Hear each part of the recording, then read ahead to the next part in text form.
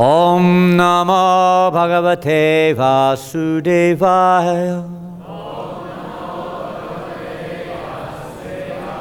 Om Namo Bhagavate Vasudevaya.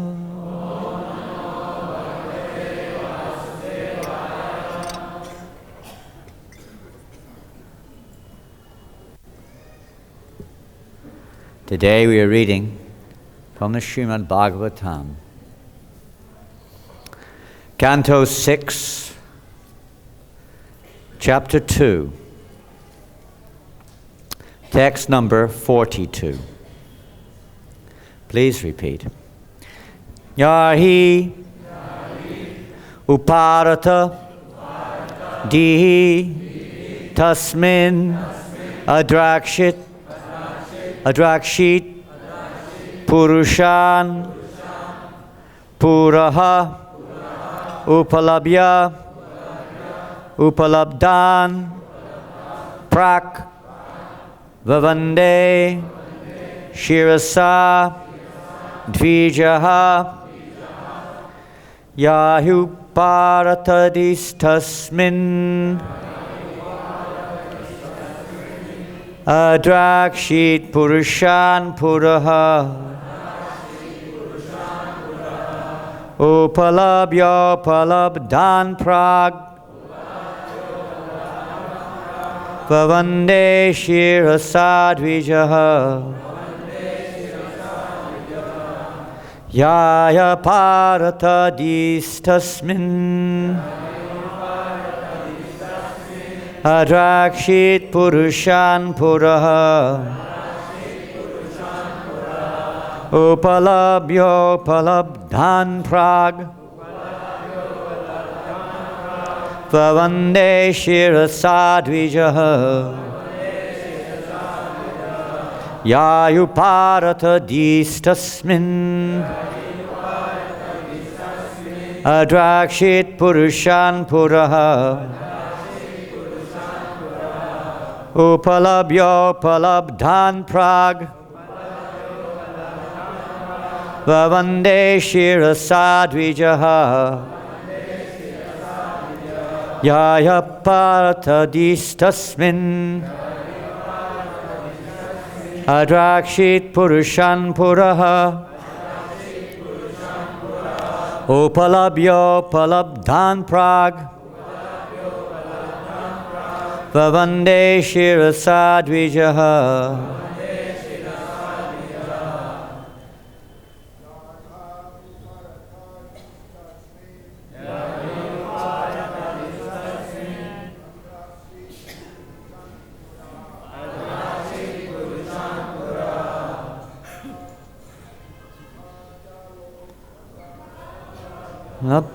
Prag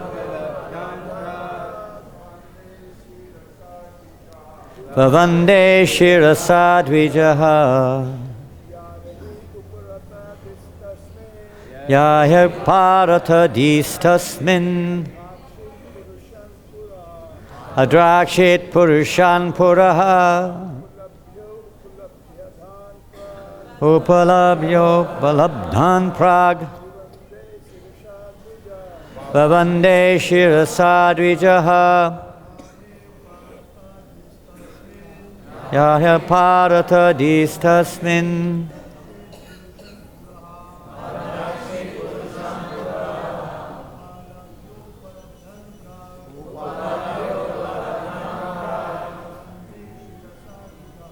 Vavande Shirasa Dvijaha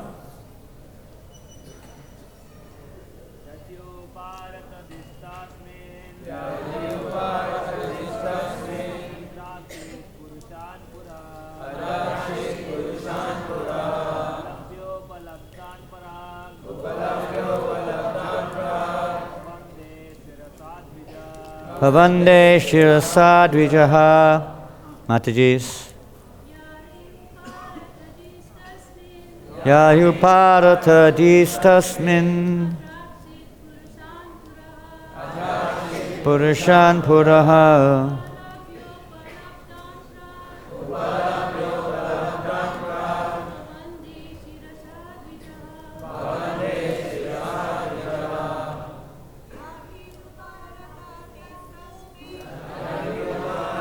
Distasmin Adrakshit Purushan Puraha Upalabhya Palabdam Prag Vavande Shirasa Dvijaha Yayuparata Distasmin Adrakshit Purushan Puraha Upalabhya Palabdam Prag Vande Shirasa Dvijaha Yahi when Uparatadihi his mind and intelligence were fixed.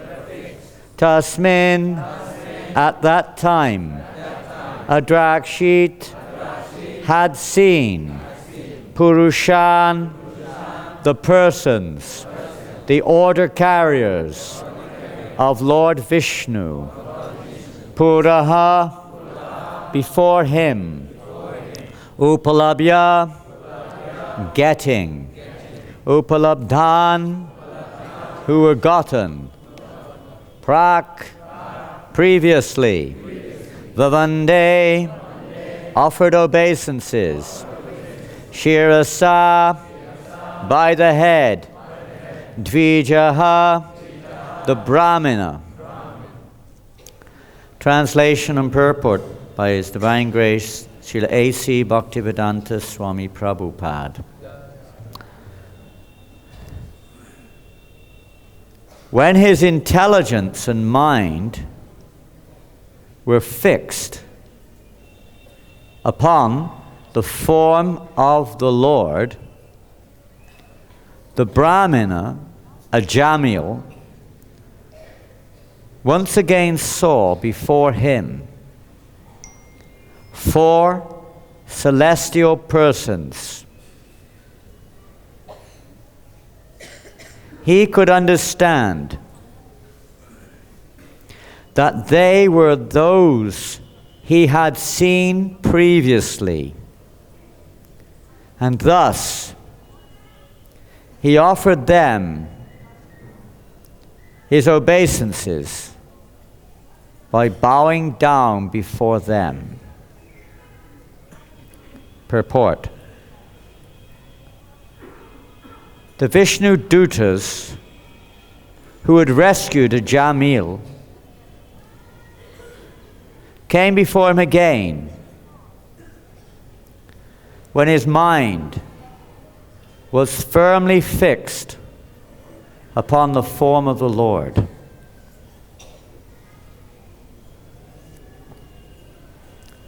The Vishnu Dutas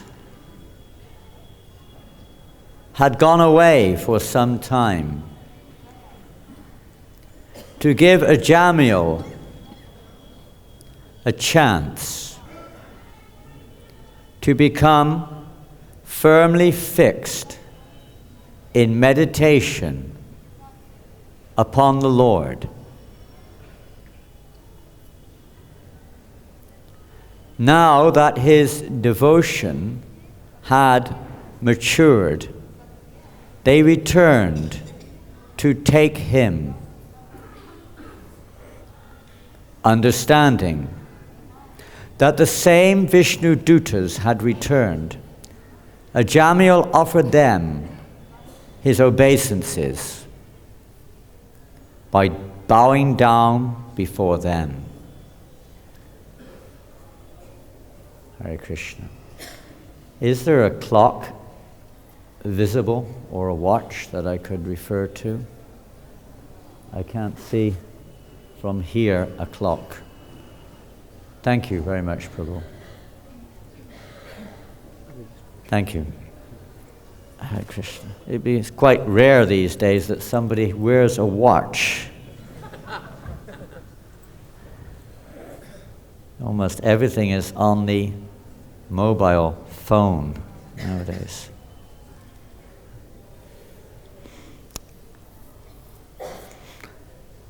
So this subject matter discussed over many chapters, and Srila Prabhupada spoke on this topic quite considerably. There's even a book, it's even available here in the bookstore, called Second Chance, which focuses on this subject of Srila Prabhupada, some of Prabhupada's lectures on this topic. I haven't gone through it, at least not of late. And we'll try to speak a few words, and really depending on your mercy, because yesterday Bhakti Vikash Maharaj spoke, and I'm sure many other devotees have been speaking on a very similar subject matter for probably several weeks. There's no harm in repeating something over and over again. Srila Prabhupada did on these topics, so that we get, let's say, a clear foundation, clear understanding of what are we to learn, what are we to apply, how is this relevant to us. Srimad Bhagavatam is essential truth, relevantly spoken in relevant. And the Acharyas, Srila Prabhupada, all of our Acharyas, they don't just speak these topics, but they make them relevant to us. Thank you. Just like we finished yesterday's class, Bhanubhata Prabhu asked the question, which I guess we can take off from there, continue. Where Bhakti Vikash Maharaj, with a short time, just entered into the question we all have to face and ask in our own hearts. When will we become mature? The word is mentioned here when Ajamil's devotion was mature,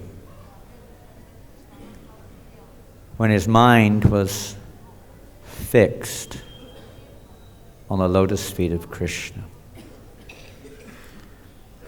The Acharyas make that, you could say, very mercifully accessible in so many ways. For instance, Srila Prabhupada made it accessible by giving us so many varieties of service. The topic came up yesterday about chanting Hare Krishna is enough. And if you could say that if our chanting is pure, constant chanting, but usually that's not the case. Even here in Kartik in 1972 at the Radha Damodar temple, Srila Prabhupada was giving classes regularly on nectar of devotion. And Guru Das Prabhu asked the question, Srila Prabhupada, is there some special vrata, some special austerity that we should perform in Kartik month? And Prabhupada said, yes, there is. So then he explained what that was. And he said you should give up all eating and all sleeping and chant non-stop 24 hours a day the Mahamantra. And Guru Das Prabhu picked up his beads and started chanting very enthusiastically. And Prabhupada said, that is another madness. You cannot do that. Cannot do it. Another time, we were informed anyway, one devotee was sick physically sick. We're all sick, different ways. And he wasn't able to do his regulated service. Prabhupada asked him, early days in Mayapur, what are you doing? He said, I can't do anything, Prabhupada. All I can do is chant Hare Krishna. Prabhupada said, that's real service. But because you can't do it all the time, so I have to think of so many different ways to keep us engaged. Different devotional service. Preaching Krishna consciousness, assisting the pure devotee in spreading Krishna consciousness means, it doesn't just mean speaking, going out and I remember one incident, no, I wasn't there, but we heard about it, when Trivikram Swami, and I think Bhanavata, maybe you were involved, I don't know, but maybe before, but he was preaching in the Far East, Korea, Taiwan, Hong Kong, places over there. And he wanted to go to the West to preach. So he came through Mayapur. Prabhupada was in Mayapur. See Prabhupada, hopefully get his blessings to go and preach, as we call it, in the West. Difficult preaching in Korea in those days, it's not easy. And places like that, language, culture, and so on. Association. So he came there, and Prabhupada heard that Trivikram had arrived, Trivikram Raj. Oh, very good. Bring him in. At that time, Prabhupada was looking for some devotees to help in Mayapur. He said, very good, you've come. And he said, yes, Srila Prabhupada, I want to go, if your blessings, to go to the West to preach. And Prabhupada said, no, I want you to stay here in Mayapur and assist. But Prabhupada, I want to preach. And Prabhupada said, preaching means to follow my instruction. It's not some activity which is defined by maybe our conception of the word, but it means to assist the pure devotee according to their wish. Not that the pure devotee is, let's say, unaware of the capacity or the situation of the individual's eligibility, but it means to cooperate with the will of the pure devotee. This is how we become mature. As we heard yesterday, how an unripe mango becomes ripened. Someone gave a ripe mango to me this morning, which is really nice. I'll offer it to the deities. Don't know where it came from. We all have to become ripe.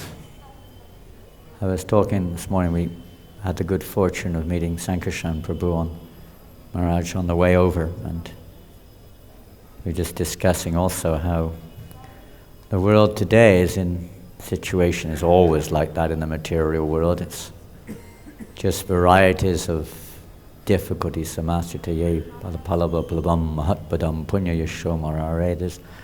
difficulty at every step. And sometimes it comes to the surface, just like I was just in Paris last week during the terrorist attack. Maybe I was one of the terrorists. In one sense, could say that. Diverting people's attention away from the goal of life is real terrorism. And it comes to people's attention. The whole world's like shaken up. It can be taken in a positive way, an incentive to realize there's an urgency, just like a Jamil. He sure did when he saw those Yamadutas. He had a wake-up call. We sometimes need wake-up calls. It's going to come sooner or later. Krishna's, but also all the devotees, try to remind us, but sometimes we need a bit of a jerk. And we're jerks, so we need a jerk. And these things sometimes wake us up, and we realize that, my God, danger's on our doorstep. Anywhere, anytime, death may come. Prabhupada one time indicated that we should chant Hare Krishna like that, as if this is my last breath. Imagine if this was your... We see Bhagavatam is basically evolved from this principle of Parikshit Maharaj, knowing he only has 7 days left in this world, so to speak, taking advantage, using his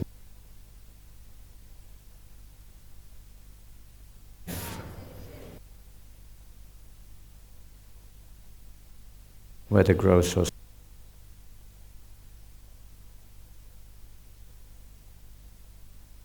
devotees. That's the key. Prabhupada has given us that opportunity. He wants to create that opportunity.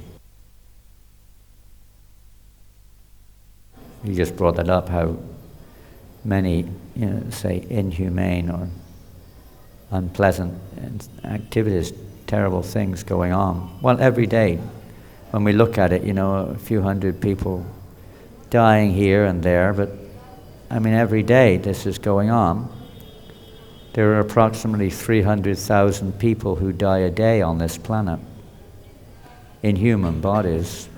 What to speak of the millions and billions in other bodies without Krishna consciousness, whether they'll get a second chance or not.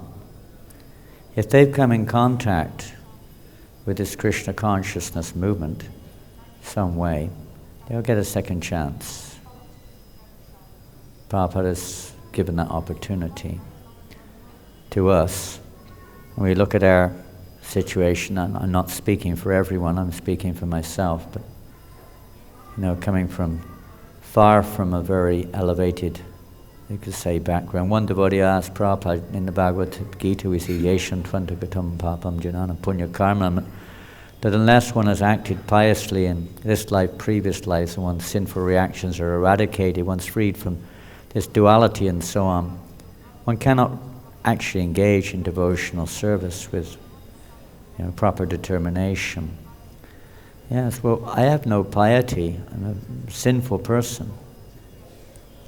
And Prabhupada said, I've created your piety. That's the real piety, bhakti and mukha sukriti.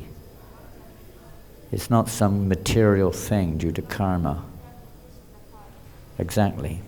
It can be helpful, but that's not the cause. The cause is the mercy of the pure devotee of the Lord. That's the cause of the change, or the opportunity to get the second chance. And, we have to take the chance. You have to take it. Prabhupada's given us everything. Everything's there, we just have to take it. His mercy is there in full force. Nothing's lacking. We just have to become, let's say, as Ajimil did after that wake-up call, quite serious about taking that mercy. He left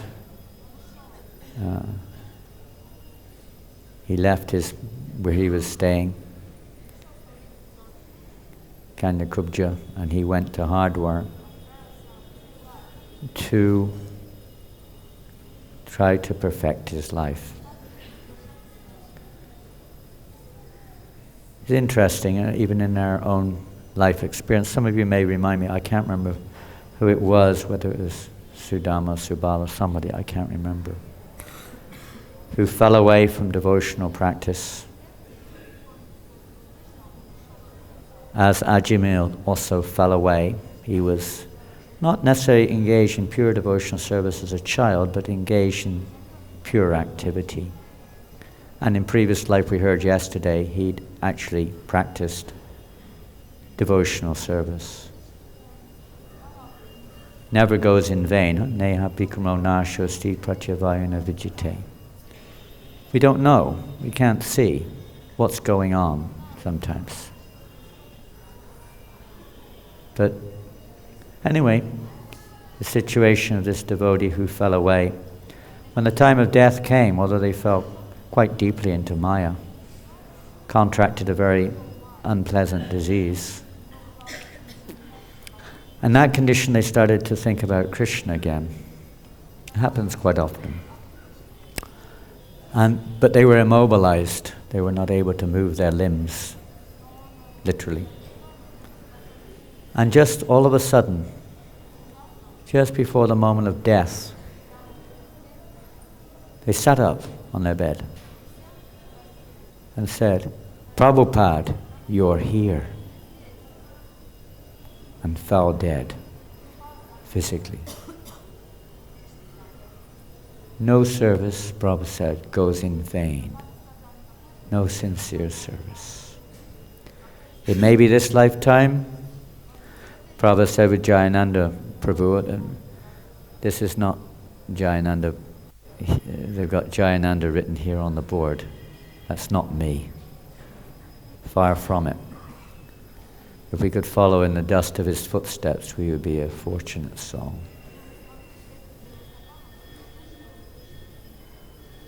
And maybe a South American devotee wrote the name, I don't know. It's not my name.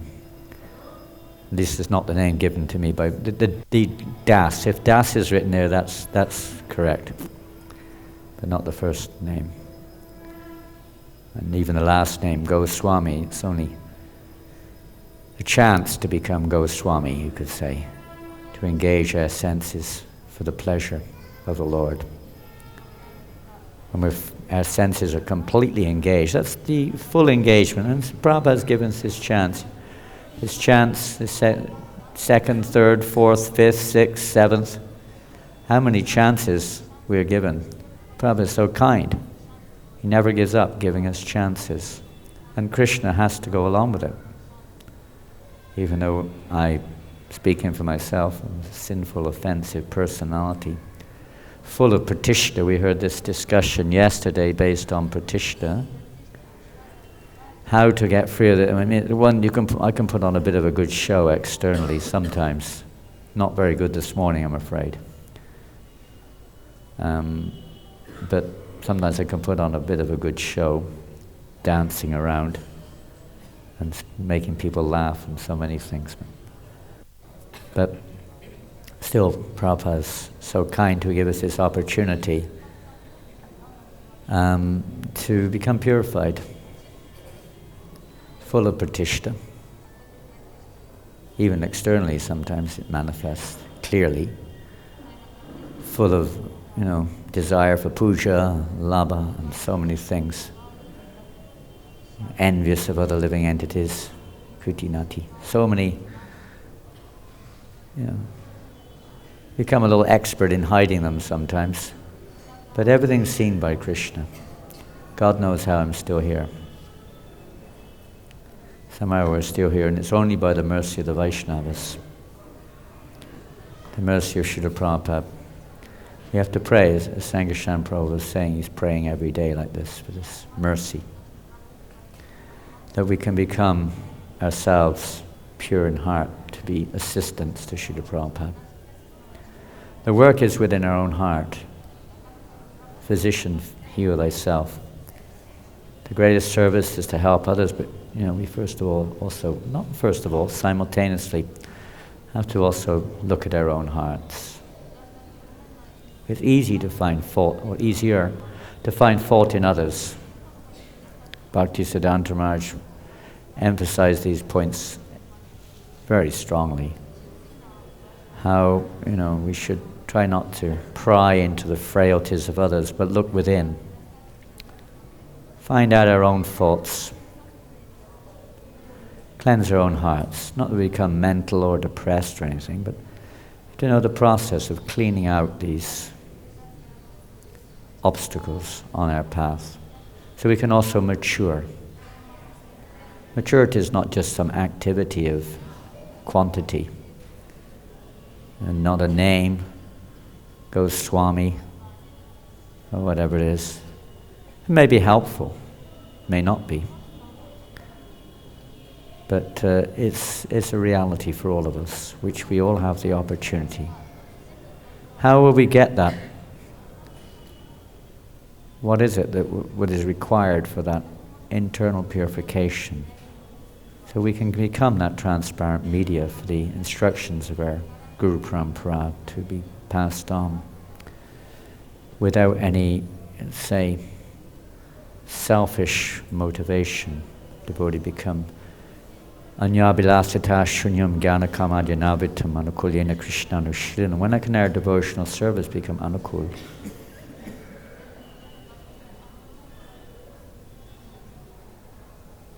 How can that be? Now, we can ask you for some suggestions. And we heard yesterday from Bhakti Vikash Maharaj that basic thing, very foundational problem, is our identification with this body,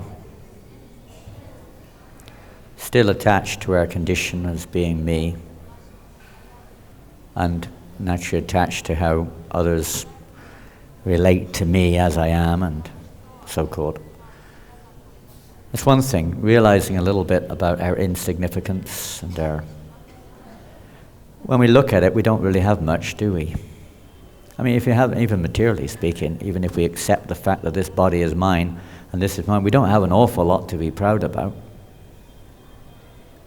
There's decrepit old body, practically. Ugly. So many things. It's kind of embarrassing. But even if we do have something, what is it? It's insignificant. Completely insignificant. Kingdom. What is that? Fame amongst the infamous. A few people, we heard hearing that yesterday too, about in history, who cares a damn about this person after 100 years or even less? They're glad you're gone. Glad you've gone. As long as not really. What is this body? What are our talents? What are our whatever it is we think we may have to be proud of? Everything belongs to Krishna. Even it's interesting. The story. I mean, he's being the perfect example of a devotee who perfected that particular path of devotional service, Atmanivedana. Prabhupada's given us a chance to do all kinds of devotional practices. But he was known as Atman. He gave everything to Krishna, surrendered everything. But even in his case, showing by example, Vindhyavali, his wife, chastised him. He said, "You are an agnostic fool. An agnostic fool. You're still in ignorance, although you've given everything to the Lord. You still haven't realized you don't have anything to give. You're still thinking you've given something. You don't have nothing. You never did. It was always His." The Prabhupada says she's more advanced. She's a soul. She's a surrendered soul, not one who's surrendered everything. She understood that everything that exists is His, including us. This understanding. We can be proud of that. And Prabhupada's teaching us how everything is Krishna's. What do we have to take credit for? Prabhupada said his only credit was that he's not changing anything, that he's repeating the words of his spiritual master and dedicating his life to fulfilling those instructions. We don't have anything. It's a tough one.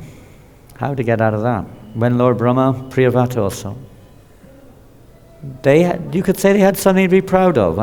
Lord Brahma, Priyavata, they had something you could materially say proud of. creator of the universe. We get proud when we, I don't know, just cook a samosa or something. Someone says it's good.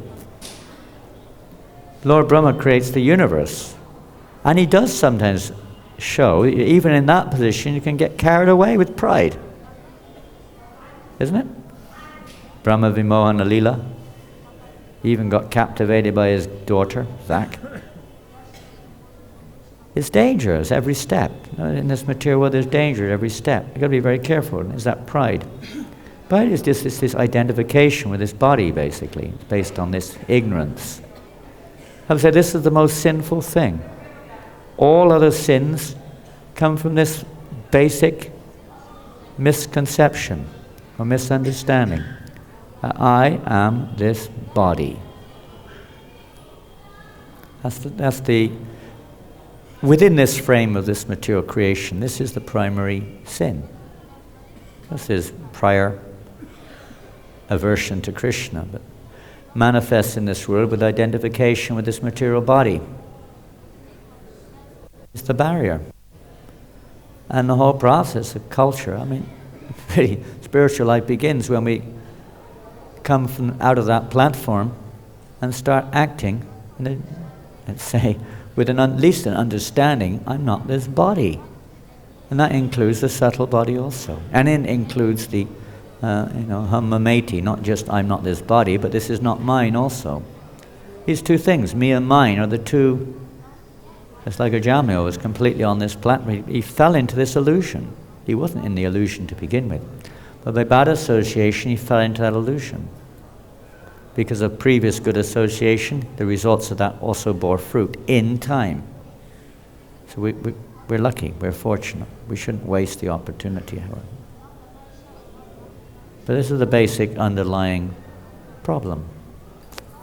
So therefore, all these other things, envy of others and pride and you name it, manifest. What else can we do? Now, what did Lord Brahma, what did Priyavrata do in their situation? They had something to be proud of. And they're given the task, Priyavrata, to manage the universe, basically. Lord Brahma creates the universe. Indra gets overwhelmed, king of heaven. It's easy to get overwhelmed with pride. Pride, pauper is proud of his penny. Everyone's affected. What can we do? We heard yesterday, that was mentioned by Maharaj yesterday. Try to remember everything belongs to Krishna, that we're insignificant and so on. What else can we do?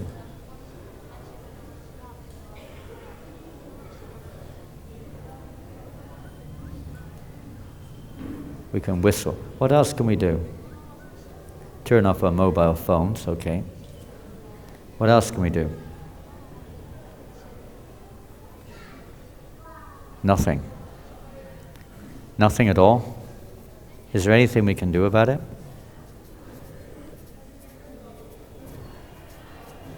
Nothing?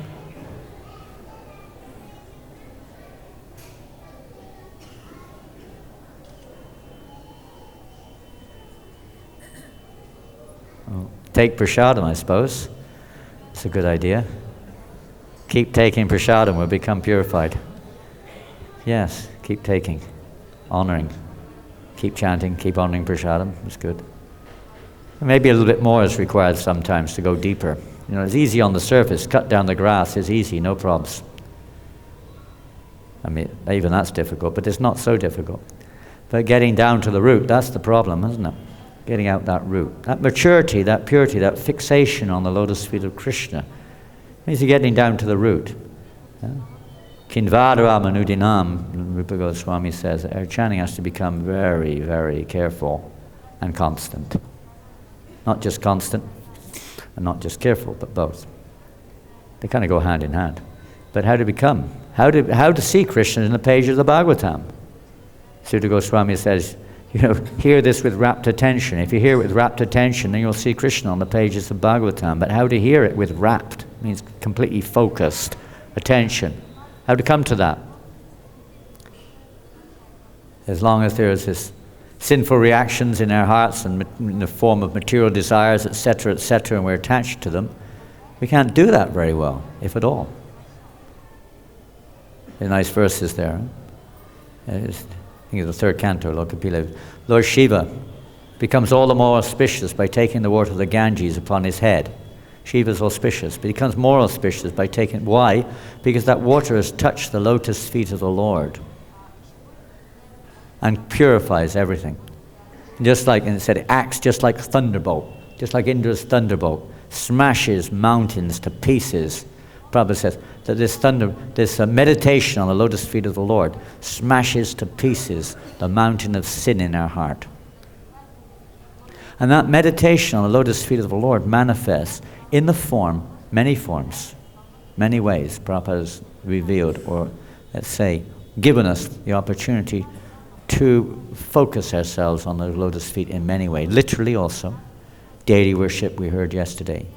So many ways, especially the instructions of the spiritual master, the words of the spiritual master are mentioned. They're discussing, I think, in the passages regarding Dhruva Maharaj, how those words of the pure devotee of the Lord, they are actually, you can say they're, the word is coated with the saffron dust of the lotus feet of the Lord, even if they're not presented in perfect, you say, language or whatever, structure, etc., etc. They're completely pure because they've come from the lotus feet of Krishna. And if we meditate on those instructions, how to apply those instructions, etc., this is also meditating on the lotus feet of the Lord. The pure devotees are the dust of the lotus feet of the Lord. We can take that dust by favorable association, which means to hear from them. Well, Prabhupada goes on to explain that requires to hear with rapt attention. We have to follow a regime.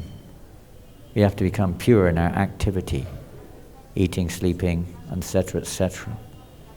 That's how, at least Prabhupada said, we have to do that as well. The foundation has to be there, basic foundation. But back to the point, how did Brahma or Priyavrata approach the challenge of the risk of pride entering into their life in the course of their duty? Very simple thing, yes. You had your hand up? Somebody had their hand up? No. Simple thing, so simple, we sometimes forget it. They took shelter of Krishna and prayed. Prayer. We can't control these things. It's like Bhaktivinoda Thakur said, it is impossible for the jiva to single-handedly overcome the illusion of inattention. It's impossible, he said. It is only possible by the mercy of the Lord. Therefore, one should fervently pray for the Lord's mercy. There is no other way of success. By the mercy of Krishna, we have to aspire for it. That mercy comes through the pure devotees of the Lord, by serving there, dedicating our lives. As Prabhupada, just imagine how Prabhupada he didn't have to come to the Western world 50 years ago. He had his instruction from his Guru Maharaj. It was predicted he would come, no doubt, but he didn't. In one sense he didn't. He was living here in Vrindavan. Some of us come here to stay here in Vrindavan.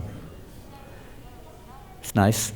But Prabhupada's mood was that we want to take that mercy, give everyone in the world a chance to receive that dust of Vrindavan, to receive that chance.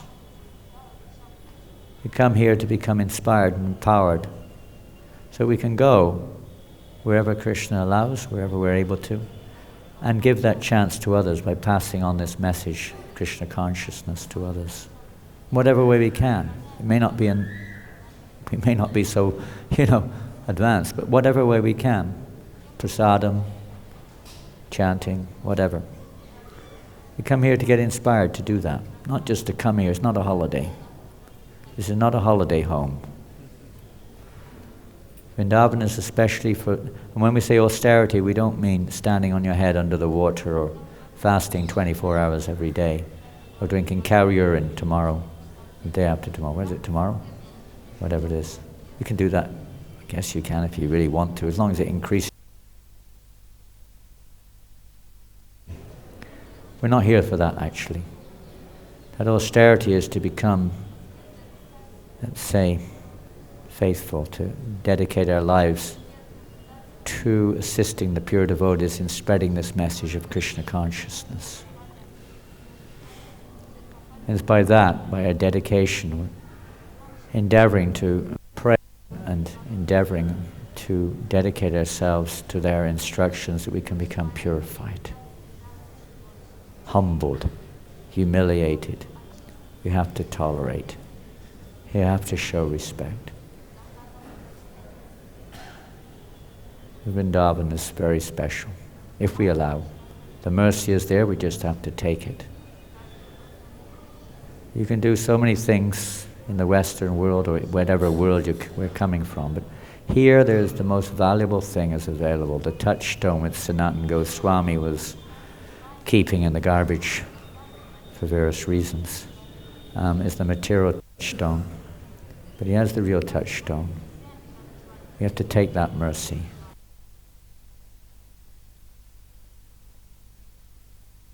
Fall at Prabhupada's lotus. He's here in his samadhi, he's here.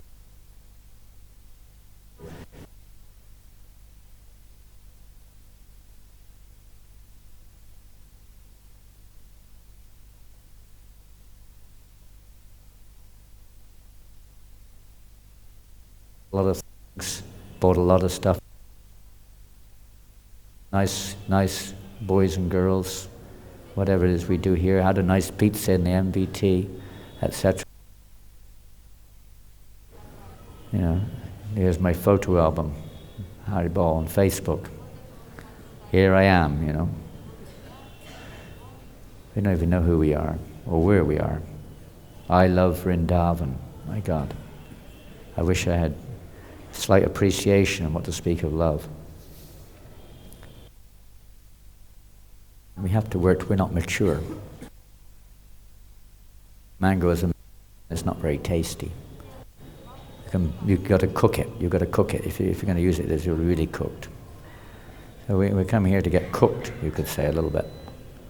In the absorption in pure devotional service, that means, literally speaking, it really means, to fully engage, Rishikena Rishikesha Bhakti Sevuchi, to fully engage our senses, then Sarvupari Vinimuktam Tatparatvena Nirmalam.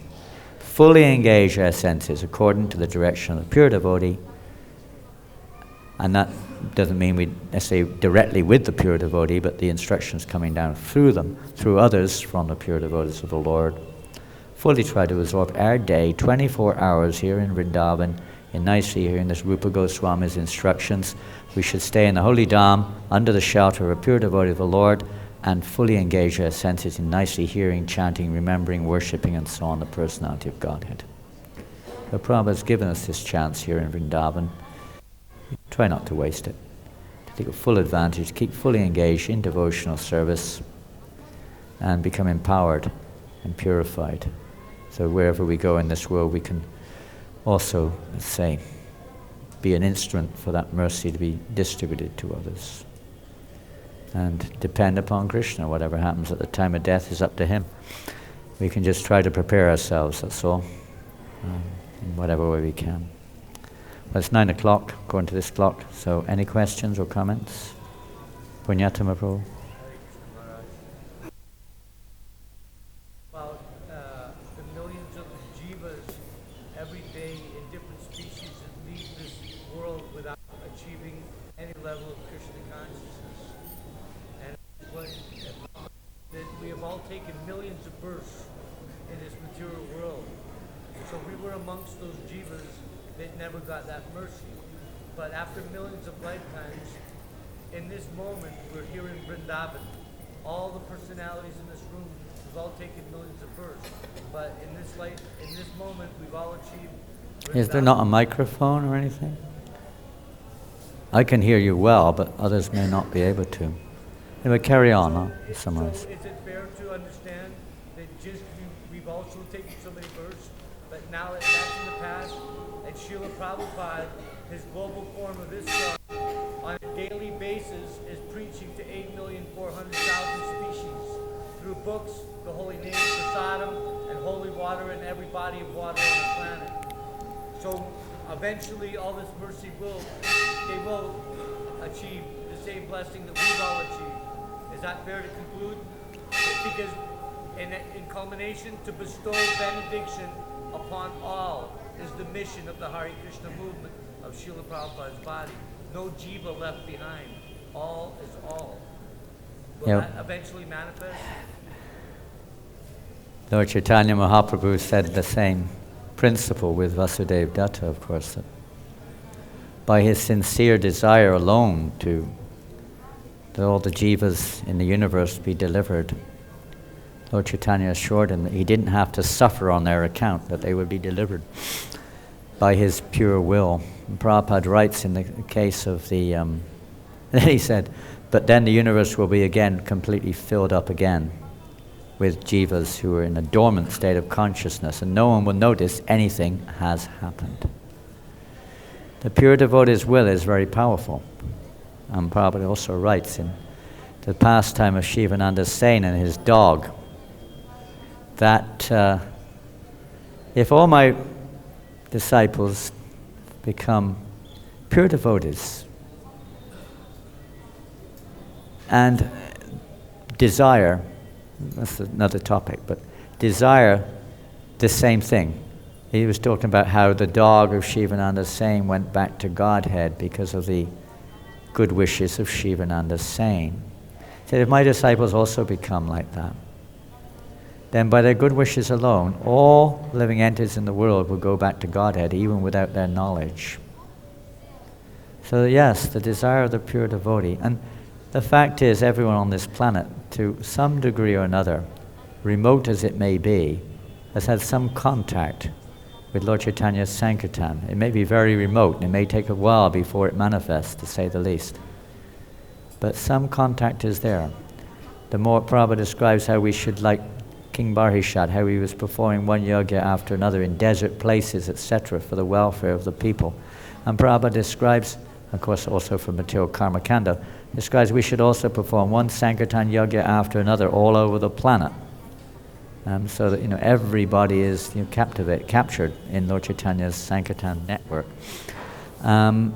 If we take it too lightly, then there's not really, we're going to, we want to get in the fire of Sankirtan, so we shouldn't take it too easily. That, everyone's already delivered their, okay, we've got to do the work too. We want to get into it. Isn't that that's where the real, let's say, essence of devotional service is? Dedicating oneself to trying to give Krishna consciousness to others. And that's really what it's about. Otherwise we may get a little lazy. Never mind. Everyone's already delivered or something. It's true. But it may take a long time. Prabhupada wanted it to happen now. It can happen in this lifetime. We have to start at home. Charity begins at home. We have to work on our own hearts, to purify our own hearts. Become sincere and serious in our endeavors to become Krishna conscious. We haven't got much time. We don't know how much time it is. There's a great incentive also to realize that so many living entities are leaving every day for various reasons on this planet. And we're going to leave one day too. We don't have to come back again into this world.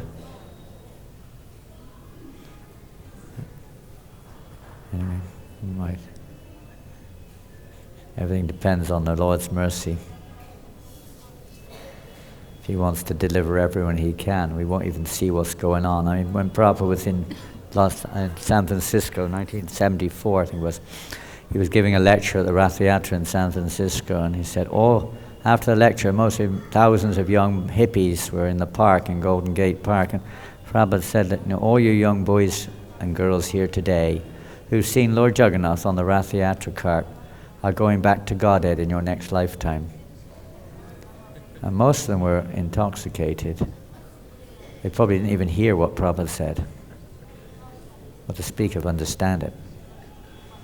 Or know, what is this Jagannath on the Rath Yatra cart? What is it? God knows what they were seeing. But that's the mercy of the pure devotee. What can we say? I don't, we can only but repeat a few things. I don't have any mercy. any realization. The Prabhupada has come to the Western world. He's sacrificed, you could say, in one sense, sacrificed everything just for us, to give us a chance. Again and again, Prabhupada said that we're giving people a chance by opening up branches all over the world. Initiation, Prabhupada said, is giving people a chance so they may become pure. It means the beginning. Initiation is not the end. It's the beginning. Prabhupada said initiation means giving people a chance to become pure. Giving everyone a chance to connect with Krishna somehow or another. And not just to be freed from sinful reactions, but to actually become Krishna conscious. Well, let us meditate on the lotus feet of Srila Prabhupada and this year and next year, particularly the 50th anniversaries, and how much he sacrificed for us, how much he had to go through for us, how many times he kept giving us a chance despite our misbehavior, and still is, never stopping, ever forgiving. We just have to take it, that's all. Even if we made a mistake, just come back again. Take shelter.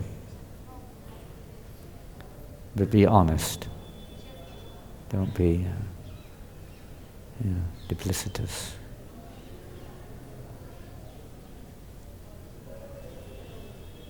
And I'm sure there are many other things, the time doesn't allow, but many other things on that topic and the other topic which we were discussing about how to remove these subtle coverings, how to clear them out in the fire of pure devotional service. Kechit kevalya bhakta vasudeva prayana gamdan vansi kachnena niharamiva bhaskara.